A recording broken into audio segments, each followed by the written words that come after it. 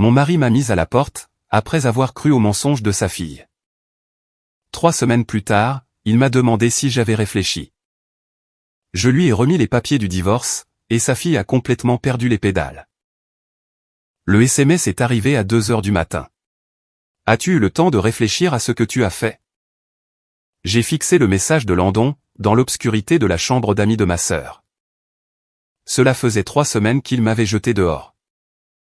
En se basant sur les affirmations de Mackenzie, selon lesquelles je sabotais sa santé mentale.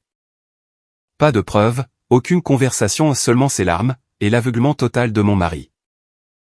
Tout a commencé pour une histoire de vaisselle. J'avais demandé à sa fille de 22 ans de nettoyer la cuisine. Après qu'elle s'était préparé un dîner complet de pâtes à minuit. Laissant de la sauce sur la cuisinière, du fromage sur le comptoir. Et toutes nos casseroles dans l'évier. Au matin, les mouches à fruits commençaient déjà à s'assembler. C'est toxique, a-t-elle dit à Landon. Elle m'attaque tout le temps, elle fait en sorte que je me sente sans importance. Dans ma propre maison. Sa propre maison? Celle pour laquelle je payais la moitié de l'hypothèque depuis 6 ans. Alors qu'elle vivait là gratuitement, dans notre sous-sol aménagé. Dormant jusqu'à 14 heures en attendant de se trouver. J'ai essayé de me défendre ce soir-là, en énumérant les faits calmement. Mais Landon se contentait de répéter. Regarde dans quel état elle est. Regarde ce que tu lui as fait. En moins d'1 heure, je faisais mes valises.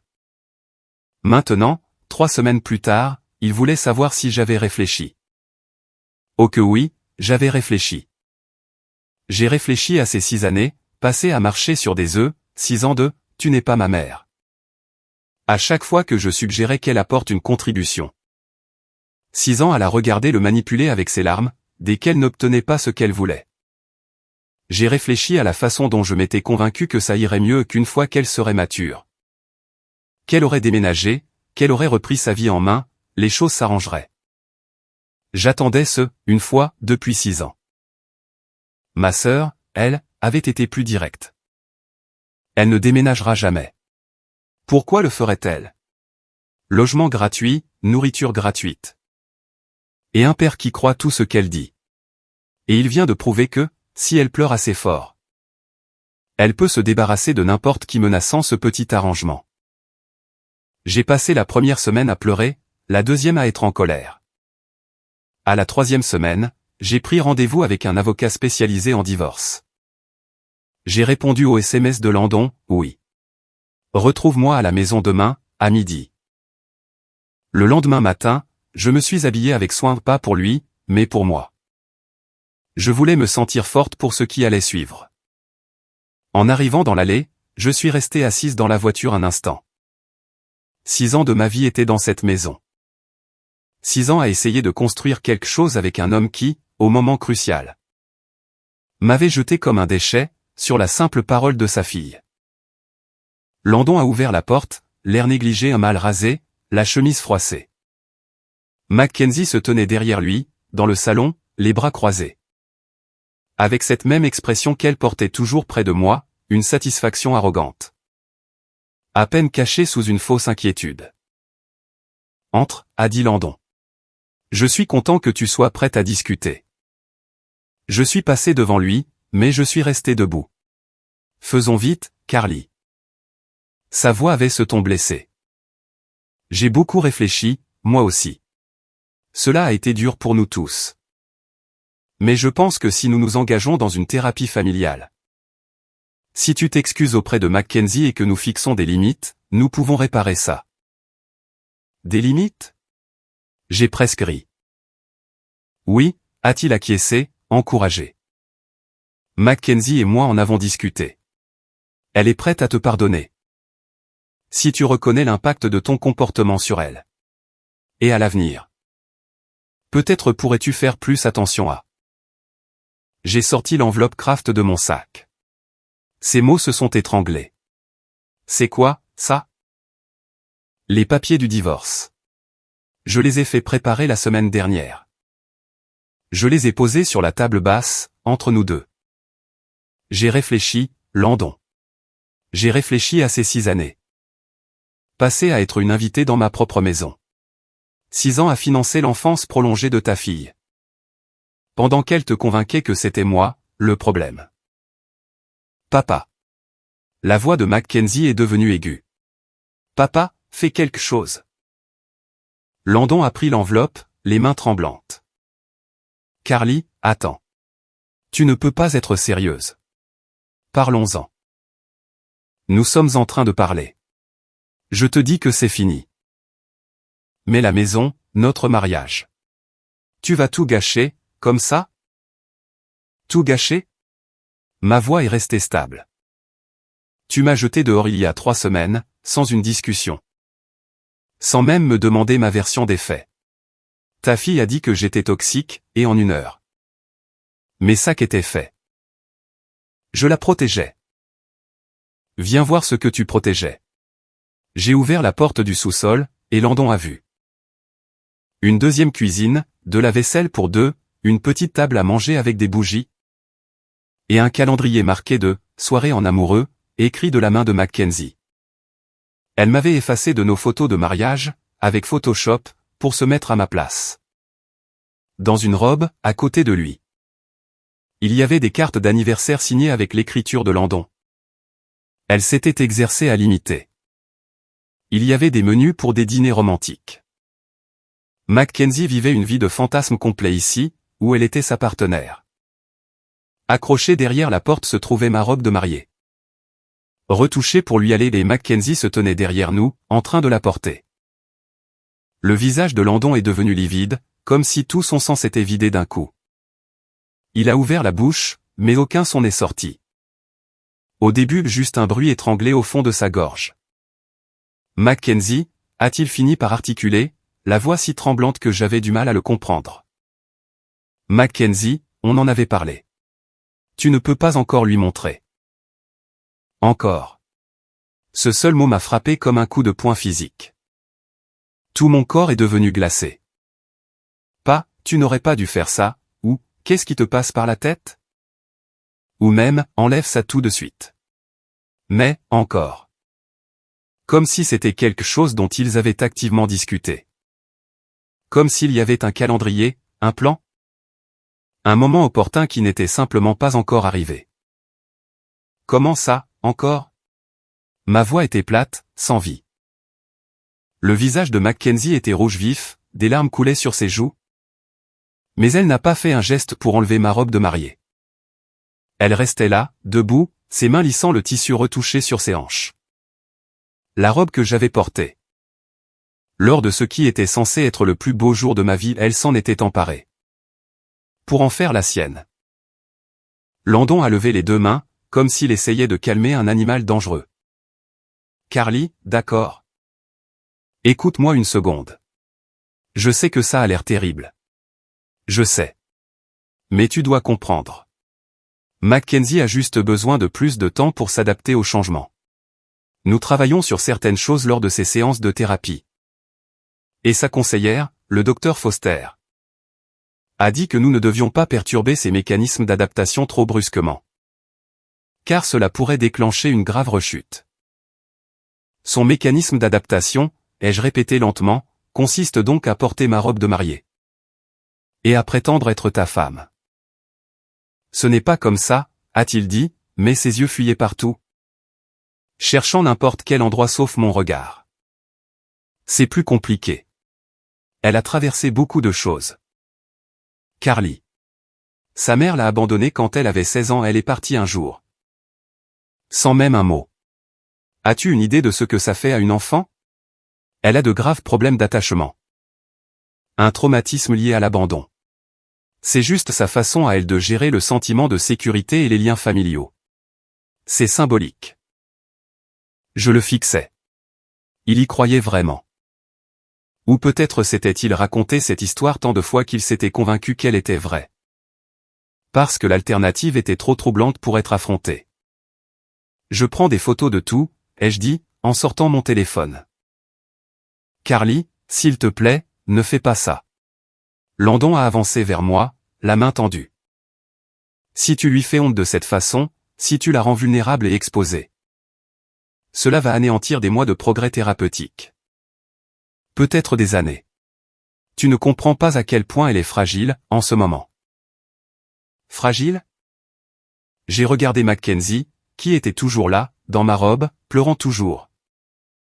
Mais je pouvais le voir maintenant, ce petit sourire au coin des lèvres.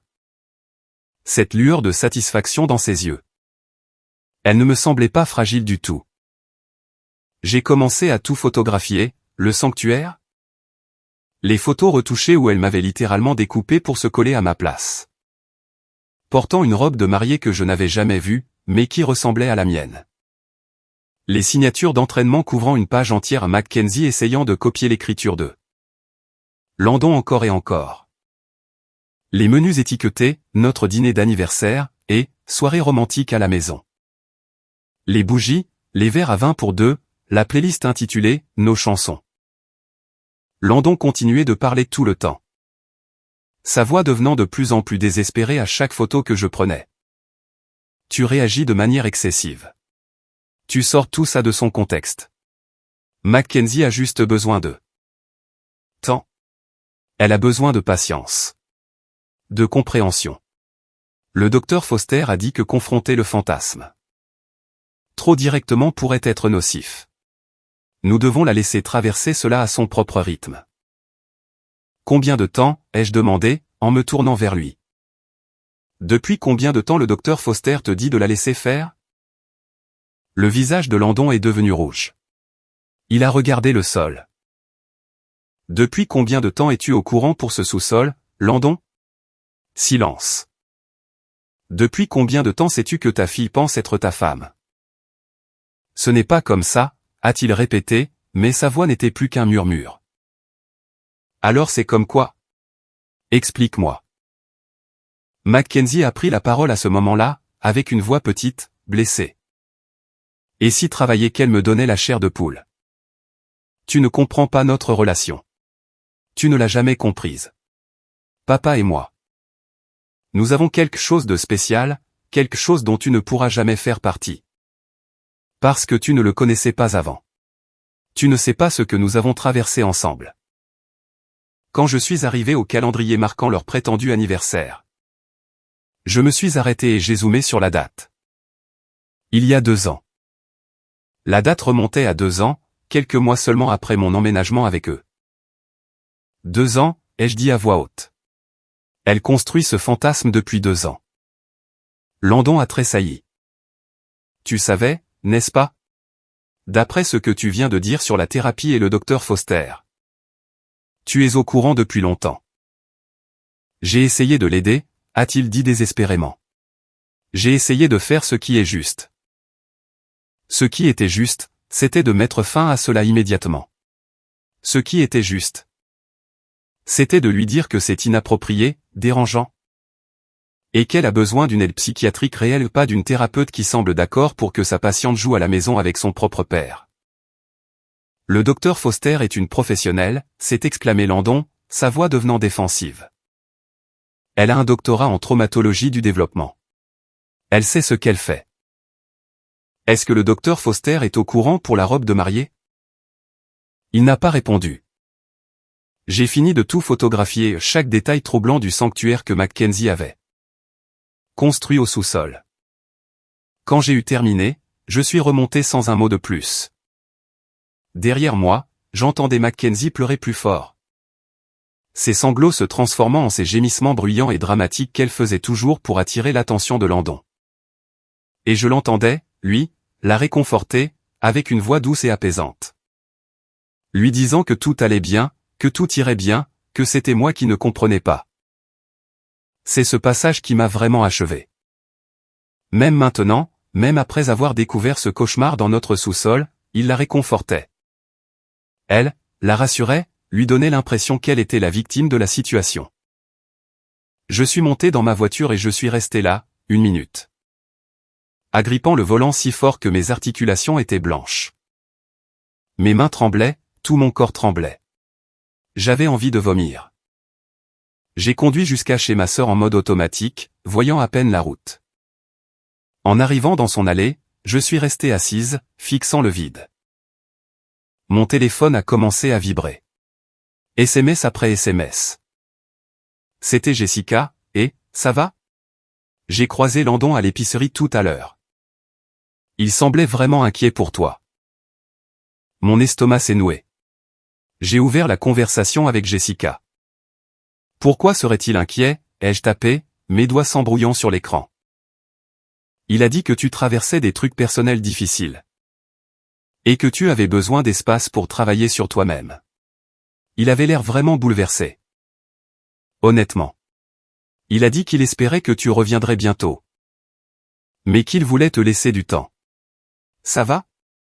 Qu'est-ce qui se passe? Je fixais le message. Truc personnel. Besoin d'espace. Travailler sur moi-même. Il était déjà en train de broder une histoire, de contrôler le récit des événements. J'ai appelé Jessica immédiatement. Elle a décroché à la deuxième sonnerie. Carly, j'étais tellement inquiète. Qu'est-ce qui se passe? Landon donnait l'impression que... Qu'est-ce qu'il a dit, exactement, les jeux interrompus? Que tu avais du mal avec certaines choses. Et que tu étais parti pour faire le point. Il a laissé entendre que tu faisais peut-être une sorte de dépression. Ou une crise de santé mentale. Il faisait très attention à ne pas trop en dire, ce qui, franchement, m'inquiétait encore plus. Ça va? Une dépression? Une crise de santé mentale? Évidemment. C'est ce qu'il dirait aux gens. Jessica. Je vais bien. Je n'ai pas quitté la maison pour travailler sur moi. Landon m'a mise à la porte. Quoi? Non. Il a dit que tu avais besoin d'espace, que tu étais parti de toi-même. Il ment. Sa fille m'a accusé d'être toxique. Parce que je lui avais demandé de nettoyer son propre désordre dans la cuisine. Et en 1 heure. Il me faisait faire mes valises. Il y a eu un long silence à l'autre bout du fil. Ça ne ressemble pas à Landon. Enfin, il a toujours semblé si raisonnable. Et voilà ce doute dans sa voix. Et dégoûtant to her first, il l'avait contacté la première. Il avait planté la graine selon laquelle j'étais instable, et maintenant. Même mes propres amis remettaient en question ma version des faits. Je sais ce que ça laisse croire, ai-je dit. Mais je te dis la vérité. D'accord, a dit Jessica, mais je pouvais entendre l'incertitude. D'accord, si tu le dis. Tu as besoin de quelque chose? Tu veux en parler? Je dois y aller, ai-je dit, avant de raccrocher. J'ai commencé à vérifier auprès d'autres amis. Même histoire partout. Landon s'était bien occupé pendant les 3 semaines suivant mon expulsion. Construisant soigneusement un récit où j'étais celle qui avait des problèmes. Où j'étais parti parce que je souffrais, et où il était le mari inquiet. Attendant patiemment que sa femme troublée revienne à la maison. Je devais savoir jusqu'où cela allait. Je devais savoir ce qu'il avait dit à sa famille. J'ai appelé la sœur de Landon, Rita. Elle avait toujours été gentille avec moi, m'incluant toujours dans les événements familiaux. Même avant mon mariage avec Landon. Oh, ma puce. La voix de Rita était chaleureuse de sympathie lorsqu'elle a répondu. Comment tu tiens le coup? Qu'est-ce que Landon t'a dit, ai-je demandé directement. Il y a eu une longue pause qui m'a tout dit avant même qu'elle ne parle. Il a dit que tu avais besoin d'un peu d'espace pour gérer certaines choses. Que c'était assez soudain. Mais qu'il essayait d'être présent et de te laisser la place pour comprendre ce dont tu as besoin. A-t-il dit pourquoi je suis parti? Autre pause. Il a sous-entendu que tu avais peut-être des problèmes de santé mentale. Il ne l'a pas dit carrément. Mais tu vois, avec sa façon d'en parler, on a tous un peu lu entre les lignes. J'ai fermé les yeux, pressant ma paume contre mon front. Quoi d'autre? Qu'il s'inquiète pour toi. Qu'il espère que tu reviendras quand tu seras prête. Sa mère est dans tous ses états. Honnêtement. Elle n'arrête pas de me demander si on devrait t'appeler. Ou si ça aggraverait les choses, s'il vaut mieux te laisser tranquille. Rita, est-ce que je peux te dire ce qui s'est réellement passé? Bien sûr. Je lui ai tout raconté, l'histoire de la vaisselle, l'accusation de Mackenzie. Mon expulsion en 1 heure avec à peine le temps de faire un sac. Les 3 semaines de silence interrompues par un seul message me demandant si j'avais réfléchi à ce que j'avais fait. Et puis, aujourd'hui le sanctuaire dans le sous-sol. J'étais toujours dans ma voiture, garée devant chez ma sœur. Et j'ai fait défiler les photos sur mon téléphone tout en parlant. Décrivant chaque image à Rita en détail, les photos de mariage retouchées. Les signatures d'entraînement, le calendrier d'anniversaire, les menus de dîner romantiques. Ma robe de mariée modifiée pour Mackenzie. Rita est restée totalement silencieuse pendant un long moment après que j'ai fini. Si longtemps que j'ai cru que l'appel avait coupé. Rita? Mon Dieu, finit-elle par dire, d'une voix à peine audible. Carly, je suis tellement désolé. On n'en avait aucune idée. Oh mon Dieu, on n'en savait rien. Je suppose que toute la famille pense que je l'ai abandonné sans raison. Maman pleure à cause de ça depuis des semaines. Elle répète qu'elle ne comprend pas ce qui s'est passé. Que vous aviez l'air si heureux à Noël. Qu'elle pensait que tu étais quelqu'un de bien pour Landon. Elle s'est inquiétée à en être malade. Demandant si quelqu'un avait des nouvelles, si on savait si tu étais en sécurité. J'ai ressenti un pincement de culpabilité. Patricia avait toujours été bonne envers moi. L'idée qu'elle s'inquiète, pensant que j'avais tout simplement disparu, me faisait mal. Il y a un dîner pour l'anniversaire de papa dans 2 semaines, a continué Rita. Toute la famille sera là. Maman organise une grande fête, tous les enfants et les petits-enfants. Landon et Mackenzie viennent. Je parie qu'ils viennent, oui. Rita, je dois rétablir la vérité auprès de la famille. Est-ce que je peux venir à ce dîner? Bien sûr que tu peux venir. Mais Carly? Écoute-moi. Tu dois apporter des preuves de ce que tu me racontes. Parce que ce que tu viens de décrire. Ça va être vraiment difficile à croire pour certains. Maman et papa ont une estime immense pour Landon et Mackenzie. Elle a toujours été si douce avec tout le monde lors des fêtes de famille. J'ai des photos de tout. Alors apporte-les. Montre-les à tout le monde. Parce qu'ils ont besoin de voir ça de leurs propres yeux. Après avoir raccroché avec Rita, je suis resté assise dans la voiture encore 20 minutes. Pour digérer ce qui se passait. Puis je suis enfin entré. Ma sœur Kelly était dans la cuisine, en train de préparer le dîner.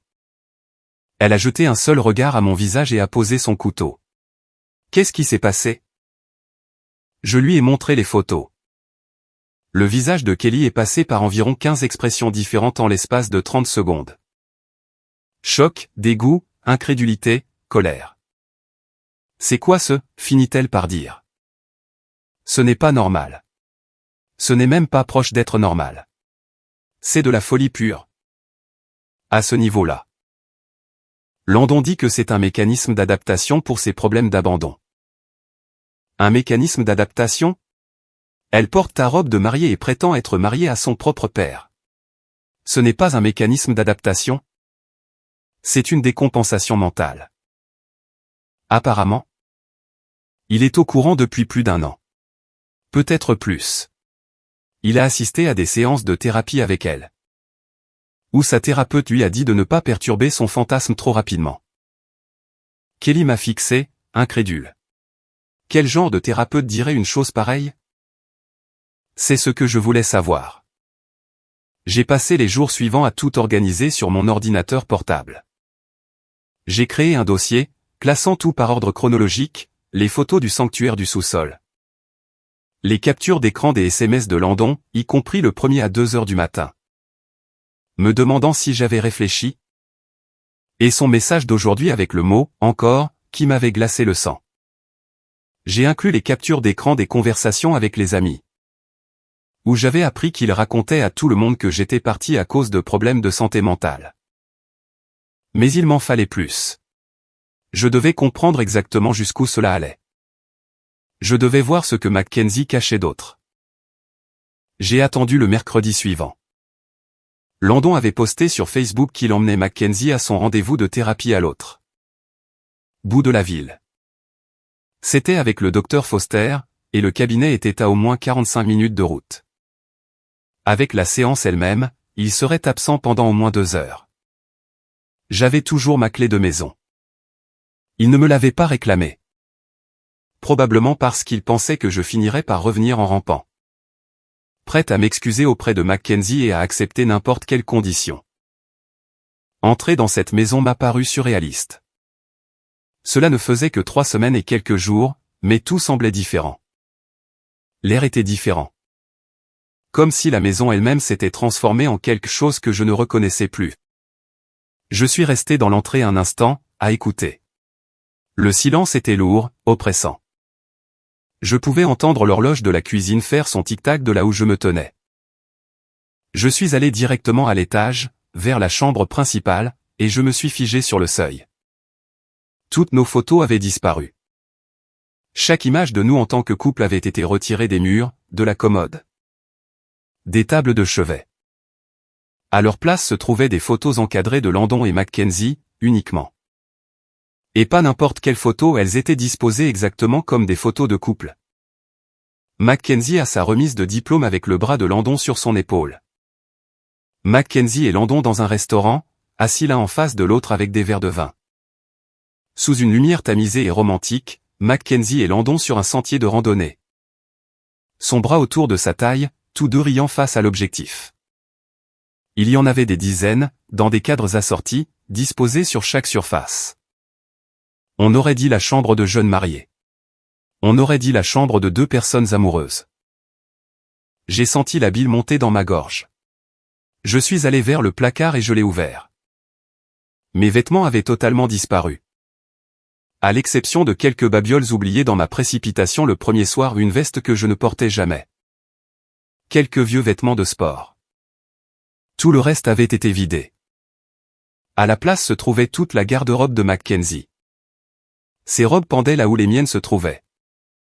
Ses chaussures étaient alignées là où étaient les miennes.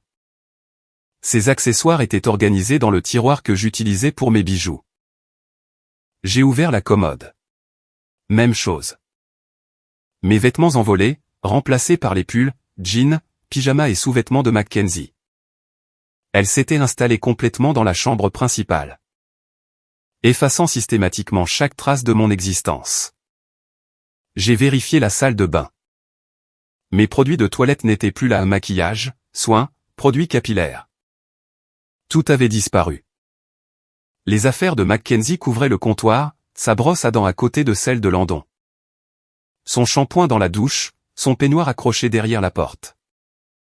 Elle avait pris possession de tout l'espace, et Landon l'avait laissé faire.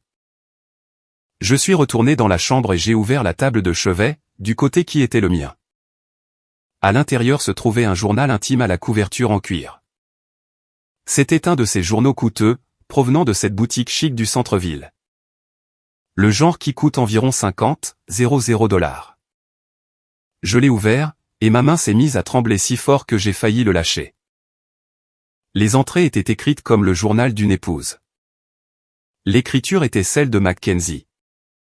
Une belle cursive bouclée qu'elle avait probablement pratiquée pendant des heures. 15 mars, aujourd'hui. Landon et moi avons pris le petit déjeuner ensemble avant qu'il ne parte au travail. Il m'a fait rire si fort que j'ai failli m'étouffer avec mon café. Il sait exactement ce que j'ai besoin d'entendre quand je suis stressé. J'ai tellement de chance de me réveiller à ses côtés chaque matin. La date remontait à 6 mois. J'ai vérifié le calendrier sur mon téléphone. Il y a 6 mois, je vivais encore ici. Je dormais encore dans ce lit, et Mackenzie écrivait qu'elle se réveillait à ses côtés. J'ai feuilleté jusqu'à une autre page. 3 avril, Landon était très stressé par le comte Johnson au travail. Alors je lui ai fait un massage du dos quand il est rentré. Il a dit que je sais toujours exactement ce dont il a besoin. Que je suis la seule qui le comprenne vraiment. Ces petits moments me rappellent pourquoi notre mariage fonctionne si bien. Ce sont les petites choses. L'attention et le soin quotidien. Notre mariage. Je continuais de lire, l'estomac retourné à chaque ligne. 20 avril, notre chanson est passée à la radio aujourd'hui. Pendant que nous allions au magasin de bricolage. Landon a tendu la main et a pris la mienne. Et nous nous sommes simplement souris. Ce sont ces moments qui rendent notre mariage si spécial. 8 mai. Je prévois déjà quelque chose de spécial pour notre anniversaire le mois prochain. 2 ans. Je n'arrive pas à croire que ça fait déjà 2 ans. Je veux préparer un dîner spécial pour Landon. Peut-être recréer notre premier rendez-vous. Il ne se rappelle probablement pas les détails comme moi. Mais c'est pas grave. Je suis là pour ça, pour me souvenir des choses importantes. Je suis revenu à la toute première entrée. Le journal avait commencé il y a 2 ans. Pile au moment de cette date marquée sur le calendrier du sous-sol. La première page était longue. Aujourd'hui, c'est notre anniversaire. 2 ans depuis que tout a changé. Depuis que j'ai réalisé que ce que je ressentais pour papa n'était pas juste de l'amour filial normal, c'était quelque chose de plus profond. Quelque chose de réel. Je sais que la société ne comprend pas. Je sais que les gens nous jugeraient s'ils savaient. Mais ce que nous avons est spécial. C'est pur. Nous avons traversé tant de choses ensemble. Carly ne le voit pas comme moi. Elle ne l'apprécie pas. Elle le prend pour acquis. Mais moi je le vois vraiment et un jour. Tous les autres le verront aussi. J'avais l'impression de lire le journal de quelqu'un de totalement déconnecté de la réalité. Mais le plus effrayant, c'était à quel point cela semblait rationnel sur le papier, à quel point elle était convaincue que c'était normal. Que c'était réel, que c'était de l'amour. J'ai continué à feuilleter, et c'était de pire en pire. 14 juin. J'ai remarqué que Carly n'a pas fait le café de Landon comme il l'aime ce matin. Elle l'a juste versé et lui a tendu. Sans même lui demander s'il voulait de la crème ou du sucre. Elle ne fait pas attention. Je ne serai jamais aussi négligente. Je m'assurerai que tout soit parfait pour lui. 2 juillet, Carly est allée se coucher tôt à cause d'un mal de tête. Alors Landon et moi avons regardé un film ensemble sur le canapé. Je me suis assise près de lui, assez près pour que nos épaules se touchent. Il ne s'est pas écarté. Je pense qu'il aime quand je suis près de lui. Je pense qu'il se sent en sécurité avec moi. 19 août. Carly lui a acheté la mauvaise marque de lame de rasoir au magasin. Comment peut-on être marié à quelqu'un et ne pas savoir quel genre de lame il utilise? Je connais chaque produit qu'il utilise.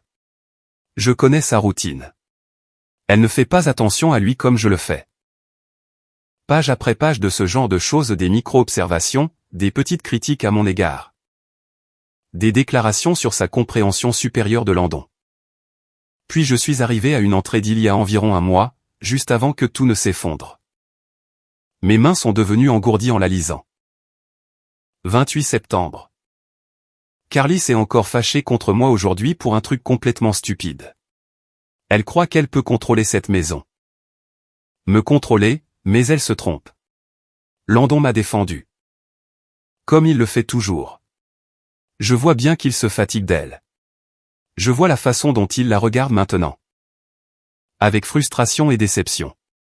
Bientôt, il réalisera ce que je sais depuis le début. Qu'elle n'a pas sa place ici, qu'elle n'a jamais eu sa place ici. Que cette maison, cette vie, lui, tout cela a toujours été destiné à être mien. J'ai été patiente. J'ai attendu le bon moment. Et je pense que ce moment arrive bientôt. Elle avait tout planifié. L'incident dans la cuisine, l'accusation de toxicité. Faire en sorte que Landon me jette dehors, elle préparait ce moment depuis des mois. Peut-être des années. J'ai photographié chaque page de ce journal. Les mains tremblant tellement que je devais caler mes bras contre la table de chevet pour stabiliser l'appareil. Chaque entrée dérangeante, chaque affirmation délirante, chaque référence à « notre mariage ». Notre anniversaire, notre amour. Ce n'était plus seulement un petit sanctuaire dans un sous-sol. C'était systématique. C'était calculé. Mackenzie ne se contentait pas de vivre un fantasme. Elle travaillait activement à faire de ce fantasme une réalité, à m'effacer de la maison. De la vie de Landon, de l'existence même. Et le plus terrifiant? Elle y était parvenue. J'ai commencé à photographier la chambre elle-même, toutes les photos de couple d'elle et Landon. Le placard rempli de ses vêtements, la salle de bain avec ses affaires à côté des siennes. J'étais tellement concentré sur l'angle de vue du placard que je n'ai pas entendu la porte d'entrée s'ouvrir en bas. Je n'ai pas entendu les pas dans l'escalier. Je n'ai rien entendu jusqu'à ce que la voix de Mackenzie résonne juste derrière moi. Qu'est-ce que tu fais là? Je me suis retourné brusquement. Elle se tenait sur le seuil de la porte, portant encore sa veste. Elle avait dû oublier quelque chose et remonter pendant que Landon l'attendait dans la voiture. Mon téléphone était dans ma main, les photos du journal encore ouvertes sur l'écran. Le regard de Mackenzie est passé du téléphone au tiroir ouvert de la table de chevet. Puis à mon visage. Son expression a changé, passant de la surprise à quelque chose de froid et de dur. C'est privé, a-t-elle dit. Tu as emménagé dans ma chambre. Ce n'est plus ta chambre. Tu es parti. On m'a jeté dehors. C'est la même chose. Elle est entrée dans la pièce, s'approchant de moi. Tu dois partir, maintenant. Sinon quoi? Tu vas appeler ton père pour lui dire que je suis encore méchante avec toi. Quelque chose a traversé son visage, de la colère, mais aussi autre chose. Quelque chose qui ressemblait presque à de l'excitation. Tu l'as lu, n'est-ce pas, a-t-elle demandé, à propos du journal. Je n'ai pas répondu. Tant mieux, dit-elle. Et c'est là que j'ai compris qu'elle n'était pas contrariée que je l'ai trouvée. Elle en était ravie. Tant mieux. Maintenant tu sais. Maintenant tu comprends que ça devait arriver. Tu as toujours été temporaire. Carly. Depuis le tout premier jour où tu as emménagé ici, tu vivais sur du temps emprunté. Tu es délirante. Ah bon? Elle a souri, et c'était le sourire le plus sincère que j'ai jamais vu sur son visage. Pas de fausse douceur, pas d'innocence travaillée, juste une satisfaction pure. Qui vit dans cette chambre? Maintenant? Qui dort dans ce lit? Qui est celle que Landon retrouve chaque soir en rentrant? Qui est celle qu'il croit quand je lui raconte quelque chose? Tu peux me traiter de folle autant que tu veux. Mais j'ai obtenu exactement ce que je voulais. Tu n'es plus là, et moi, j'y suis. C'est ton père. C'est la seule personne qui m'ait jamais vraiment aimé, a-t-elle dit, et pendant une seconde. Sa voix s'est brisée. Quelque chose de réel et de brut perçait à travers. Ma mère est partie. Tous les autres sont partis. Mais papa est resté. Papa m'a choisi. Et il continuera de me choisir parce que je suis la seule qui le comprenne vraiment. Je suis la seule qui se soucie réellement de ce dont il a besoin. Ce n'est pas de l'amour, Mackenzie. C'est de l'obsession. C'est. Va-t'en, c'est tout, m'a-t-elle interrompu. Sors de cette maison. Sors de nos vies. Tu as déjà perdu. Arrête de te rendre les choses encore plus difficiles.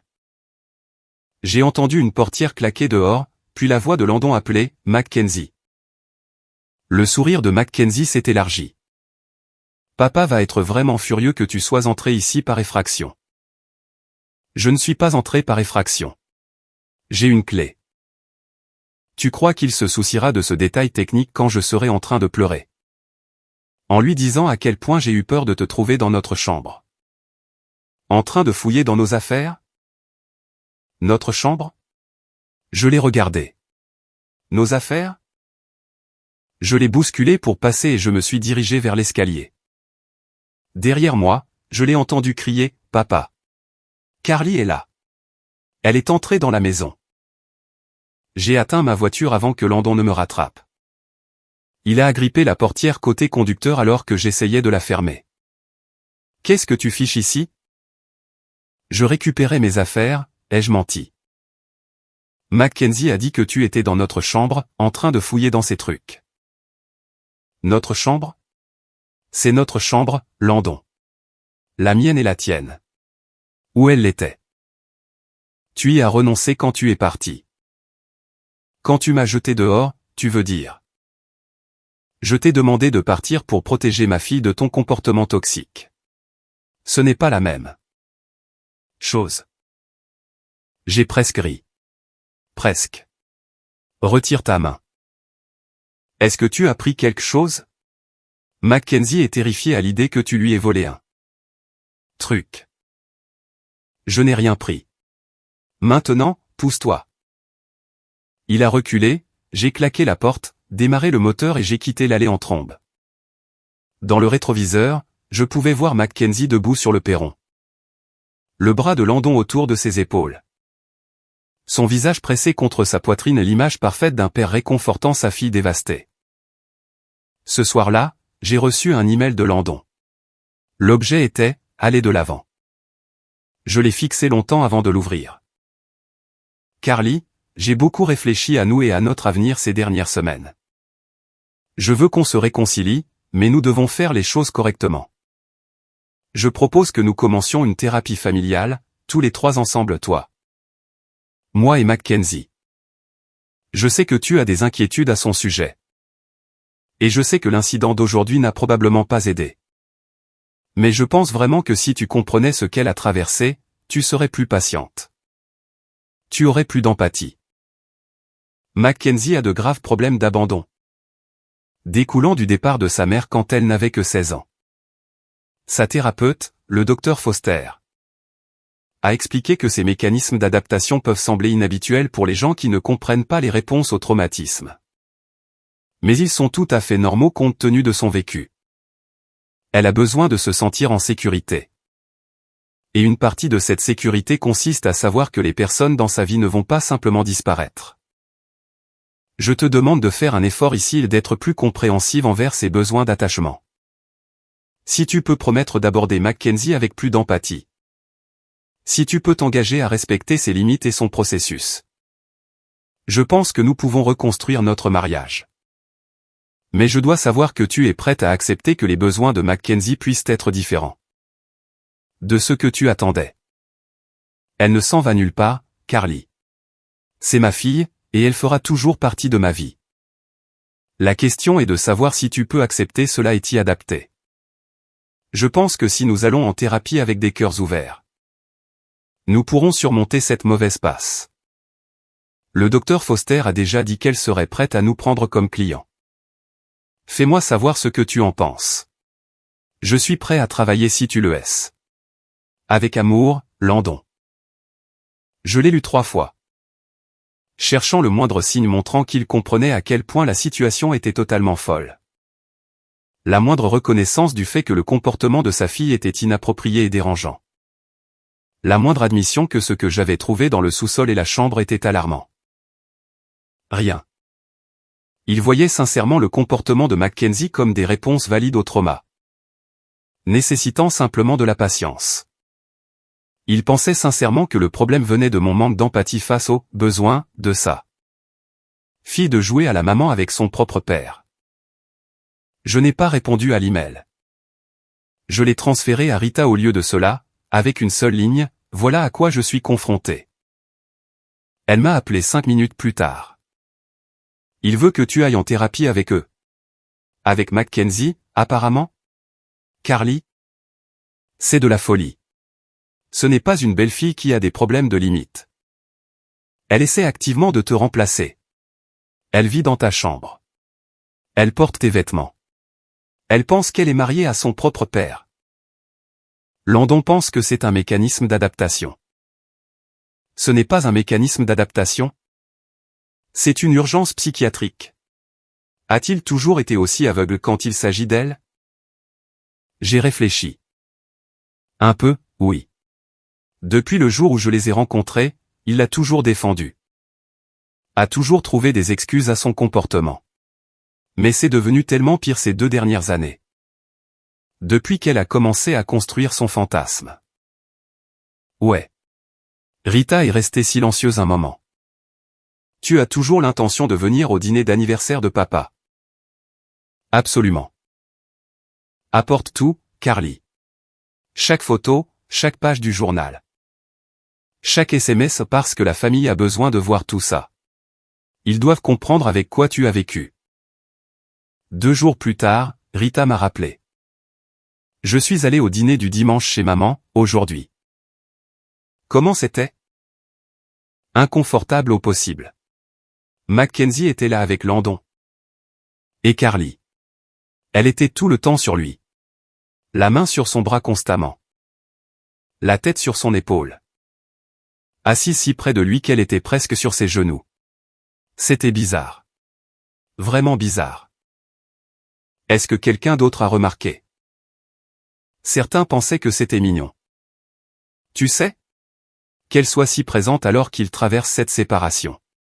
Mais mon mari n'arrêtait pas de me lancer des regards du genre. Est-ce que c'est normal? Et après? Ma cousine Beth m'a prise à part pour me demander si quelqu'un d'autre trouvait que Mackenzie agissait de manière possessive. Qu'est-ce que tu as dit?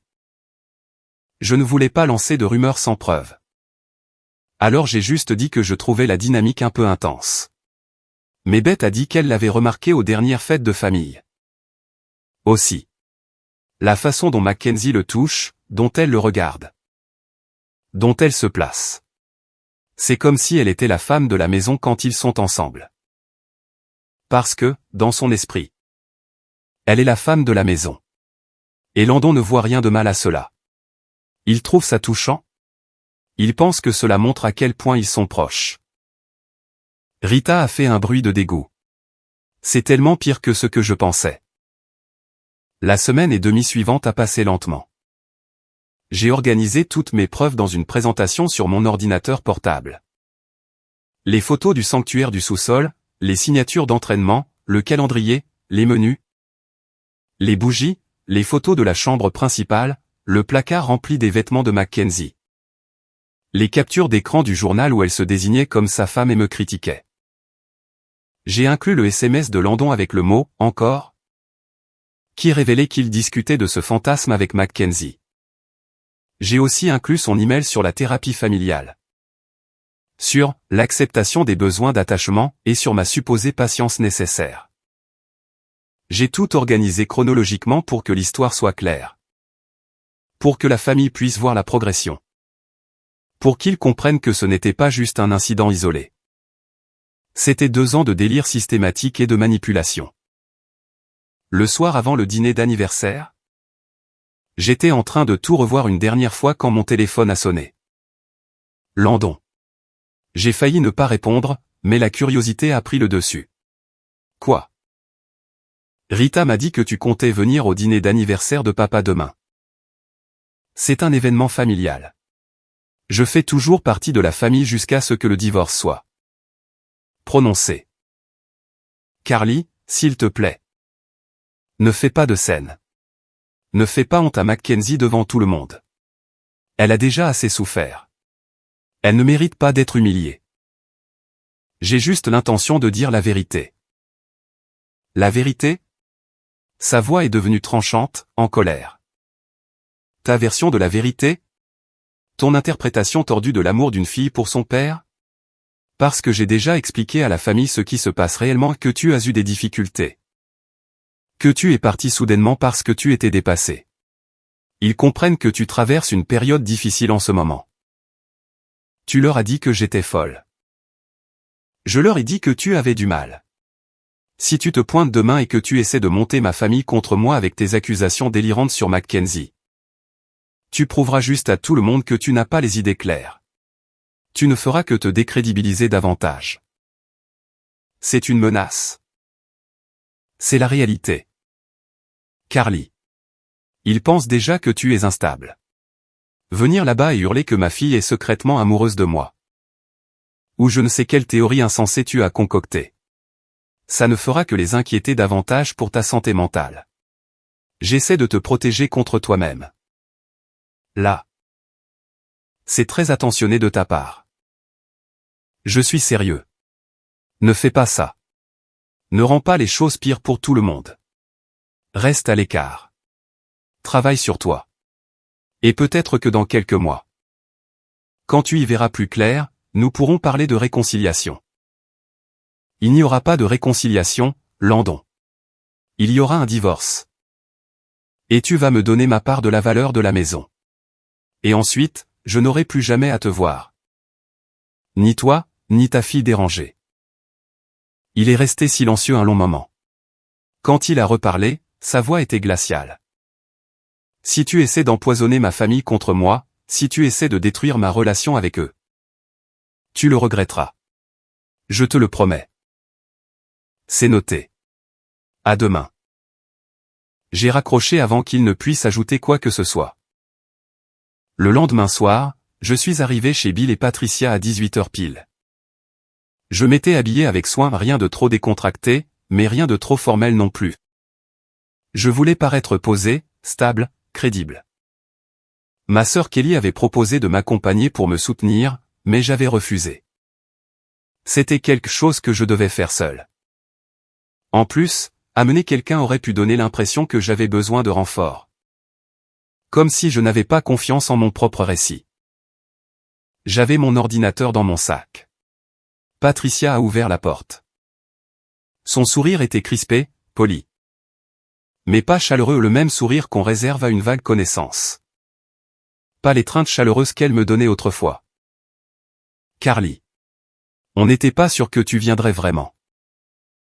Je ne manquerai pas l'anniversaire de Bill. Bien sûr. Elle s'est effacée pour me laisser entrer. Tout le monde est au salon. Je suis entré et j'ai senti la température chuter. Les conversations se sont arrêtées au milieu des phrases. Jeffrey, le frère de Landon, m'a fait un petit signe de la main, maladroit. De là où il se tenait près de la cheminée. Sa femme a détourné les yeux rapidement, soudainement très intéressée par les motifs du tapis. Rita est venue vers moi immédiatement et m'a serré la main. « Je suis contente que tu sois là », a-t-elle dit tout bas.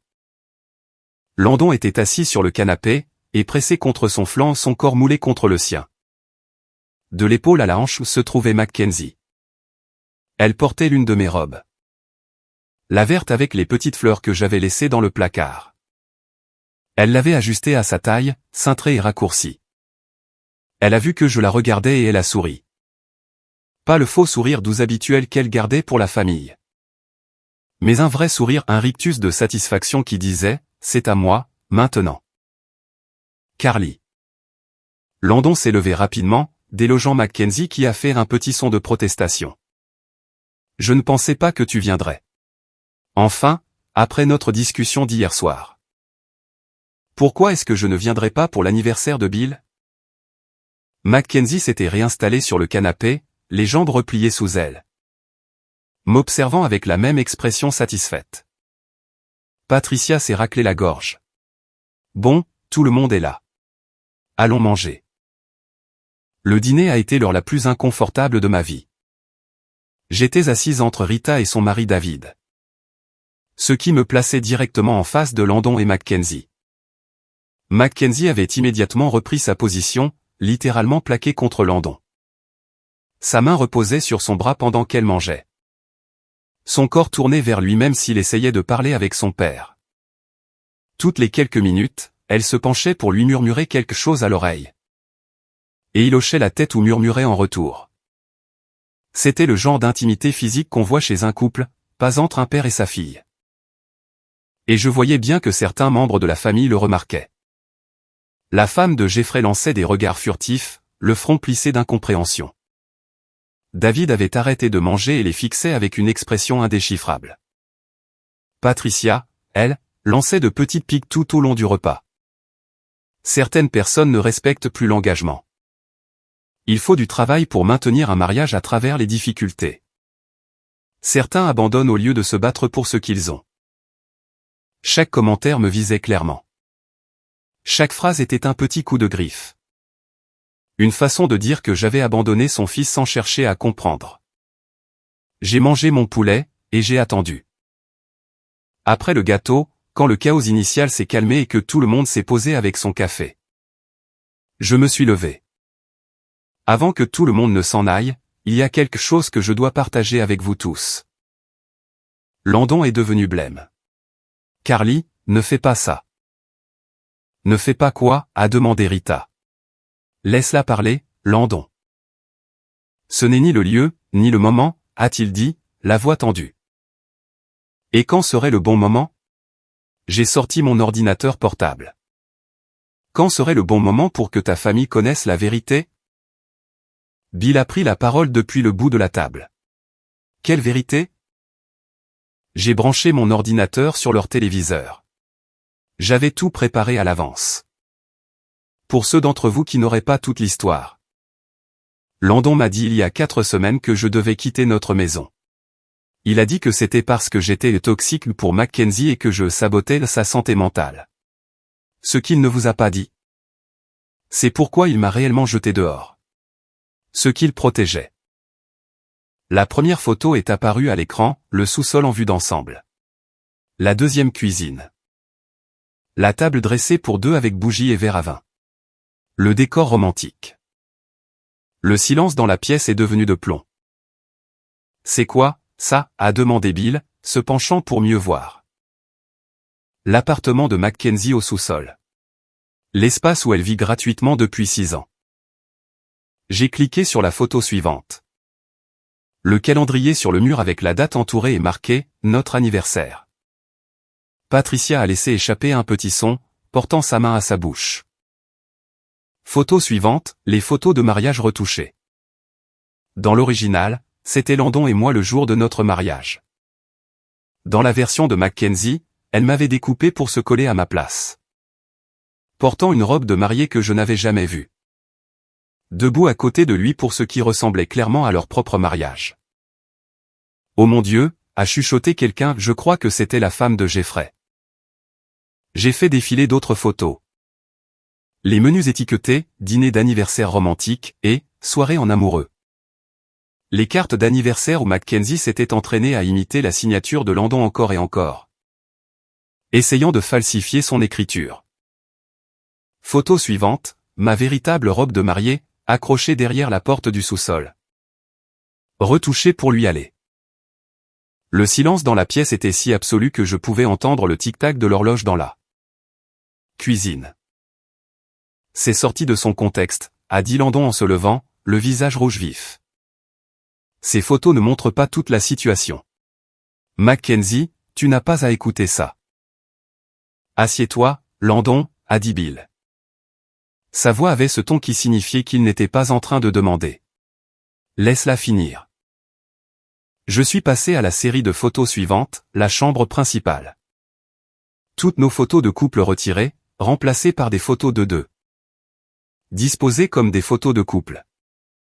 Dîner romantique, randonnée, soirée cinéma et des dizaines de photos de deux. Cadrées comme s'ils étaient en couple. Ces photos ont été prises la semaine dernière, ai-je précisé. Mackenzie s'est installée dans la chambre principale et a effacé chaque trace de moi dans la maison. Plus de photos, le placard rempli des vêtements de Mackenzie là où étaient les miens. La salle de bain avec ses produits à côté de ceux de Landon. Puis j'ai affiché les entrées du journal. J'avais dactylographié certains passages pour qu'ils soient plus lisibles sur l'écran. Ce sont des extraits d'un journal que j'ai trouvé dans la table de chevet. Le journal de Mackenzie. J'ai lu la première entrée à haute voix. 15 mars, aujourd'hui. Landon et moi avons pris le petit déjeuner ensemble. Il m'a fait rire si fort que j'ai failli m'étouffer. J'ai tellement de chance de me réveiller à ses côtés chaque matin. Le visage de Patricia était devenu totalement blanc. Entrée suivante. 3 avril, Landon était stressé. Alors je lui ai fait un massage. Il a dit que je sais toujours exactement ce dont il a besoin.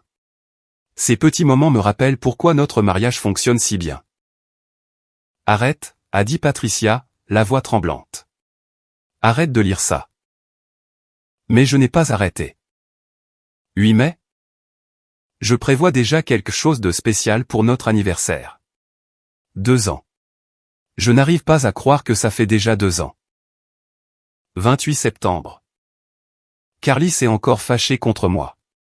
Je vois bien que Landon se fatigue d'elle. Bientôt. Il réalisera ce que je sais depuis le début, qu'elle n'a pas sa place ici. Que cette maison. Cette vie, lui et tout cela a toujours été destiné à être mien. Rita avait des larmes qui coulaient sur ses joues. David l'entourait de son bras. J'ai cliqué sur une dernière photo, la capture d'écran du SMS de ce premier jour. Mackenzie, on en avait parlé. Tu ne peux pas encore lui montrer. J'ai regardé Landon. Tu veux expliquer le mot encore à tout le monde? Tu veux expliquer pourquoi tu discutais du fantasme de ta fille d'être ta femme? Comme si c'était quelque chose qui avait juste besoin d'un meilleur timing. Landon a ouvert la bouche, mais aucun son n'est sorti. Son visage était cramoisi, ses mains tremblaient. Depuis combien de temps es-tu au courant, lui a demandé Rita, la voix brisée.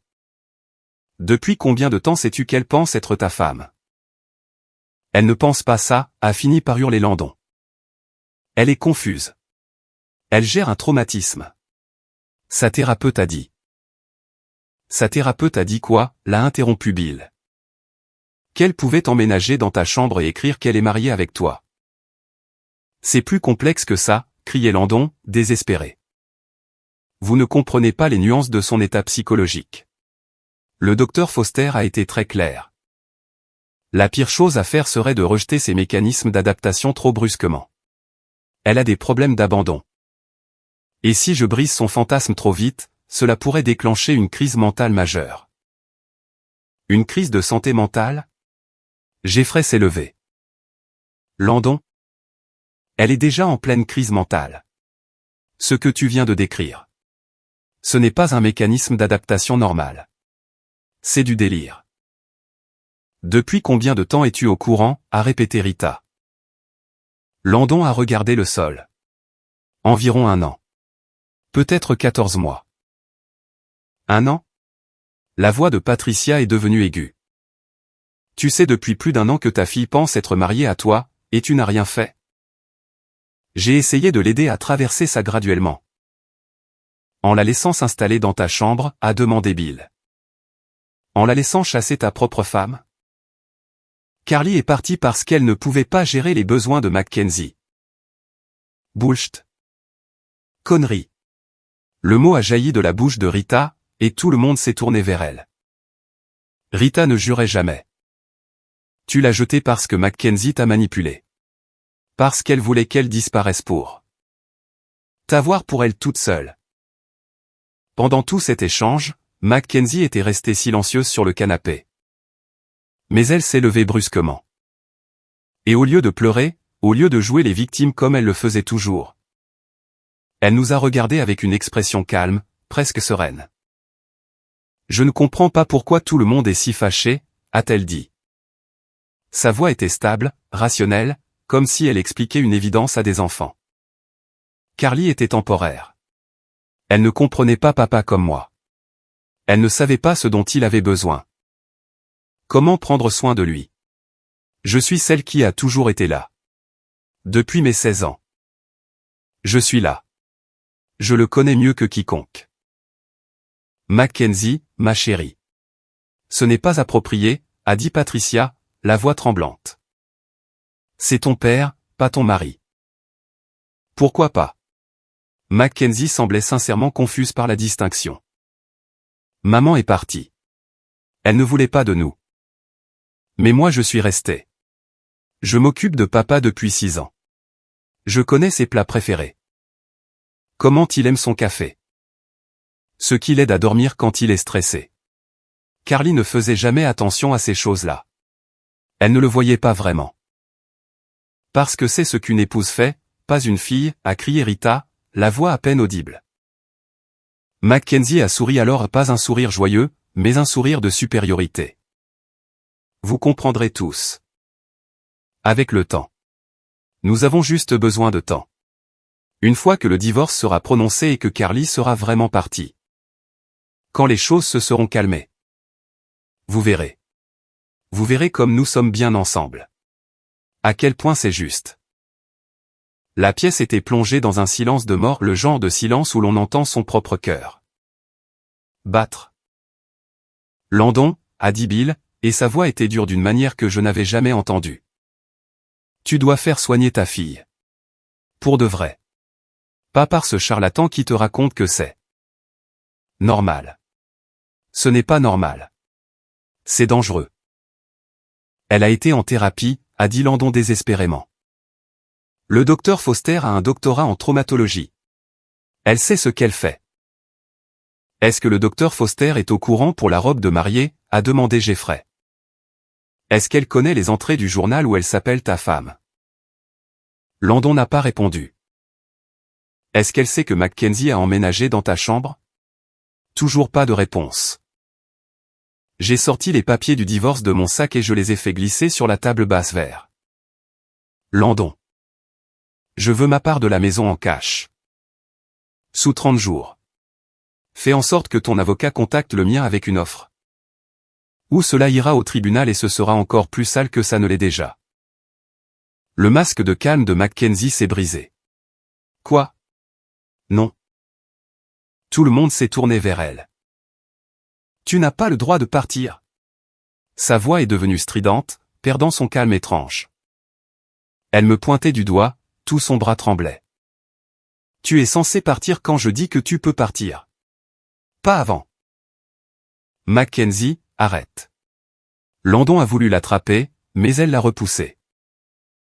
J'avais un plan, hurlait-elle maintenant, les larmes coulant sur son visage. Mais ce n'étaient plus les larmes travaillées d'avant.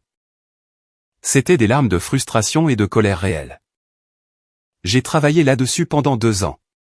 2 ans à planifier, à être patiente. À attendre le bon moment. Tu devais juste en avoir marre et partir de toi-même. Et papa et moi on aurait pu faire la transition tranquillement. Et la famille aurait fini par comprendre, et tout aurait été parfait. Elle s'est tournée vers Landon. J'ai tout bien fait. J'ai été patiente. Je t'ai montré à quel point elle était mauvaise pour toi.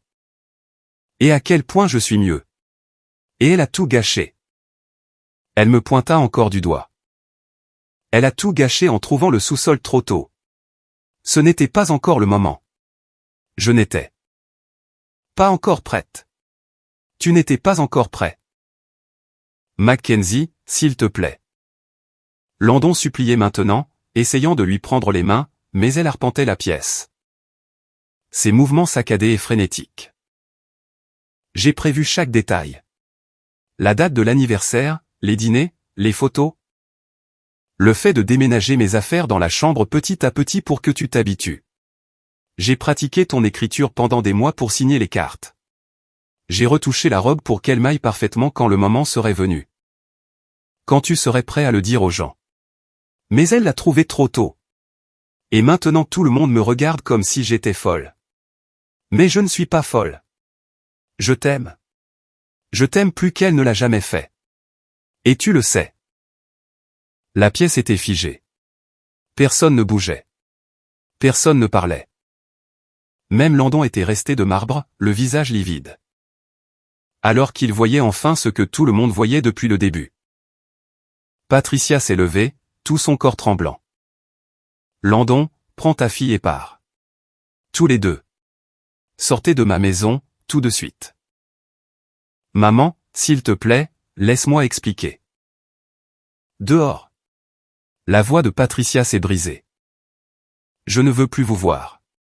Tu as laissé faire ça. Tu savais. Et tu as laissé faire pendant plus d'1 an. Tu as chassé une femme bien qui t'aimait parce que tu étais trop lâche pour affronter la réalité de ce dont ta fille avait besoin. Madame Patterson, s'il vous plaît. La voix de Mackenzie était redevenue petite, suppliante. Ne soyez pas fâchés contre papa. Ce n'est pas sa faute.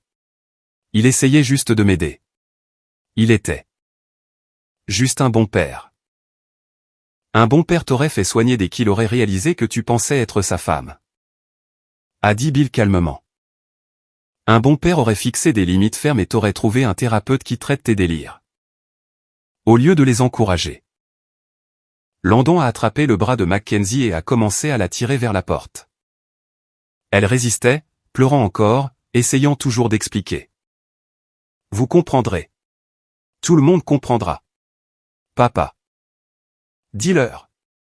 Dis-leur qu'on a juste besoin de plus de temps. La porte a claqué derrière eux, coupant ses cris en plein milieu d'une phrase. Le silence qui a suivi était plus lourd que tout le reste. J'ai fermé mon ordinateur et je l'ai rangé. Mes mains étaient stables, maintenant. Patricia s'était effondrée sur une chaise, la tête dans les mains. Bill se tenait derrière elle, sa main sur son épaule, paraissant 10 ans de plus qu'à mon arrivée. Rita est venue vers moi et m'a serré dans ses bras. Elle pleurait. Je suis tellement désolée, a-t-elle chuchoté. On n'en avait aucune idée. On aurait dû t'écouter. On aurait dû remettre son histoire en question. Ce n'est pas votre faute, ai-je dit. Il était très convaincant. Il s'était convaincu lui-même que c'était normal, a ajouté Jeffrey en s'approchant. Si tu as besoin de quoi que ce soit pour le divorce des témoins ou autre, on t'aidera. Tous. C'était. Il s'est arrêté, secouant la tête. Je n'ai même pas de mots pour décrire ce qu'on vient de voir. J'ai regardé Patricia. Elle avait relevé la tête, les yeux rouges et gonflés. Je suis désolée, a-t-elle dit, la voix brisée. Je suis désolée pour ce que j'ai dit. Pour la façon dont je t'ai traité ce soir. Je pensais. Mon Dieu. Je pensais que tu l'avais abandonnée. Je sais que cette fille a besoin d'aide. Et Landon. Elle ne put finir sa phrase. Je sais, ai-je répété. Je suis resté encore 20 minutes à répondre à des questions. À leur montrer d'autres passages du journal lorsqu'ils le demandaient. Expliquant la chronologie de tout ce qui s'était passé. Au moment où je suis parti, toute la famille comprenait exactement ce que j'avais vécu ces 2 dernières années. Je suis sorti vers ma voiture dans l'air froid de la nuit. Je suis monté dedans et je suis resté assis un moment. Mon téléphone vibrait déjà avec des messages de Landon, mais je ne les ai pas lus. Je n'en avais pas besoin. Pour la première fois depuis des mois, peut-être des années. J'avais l'impression de pouvoir enfin respirer.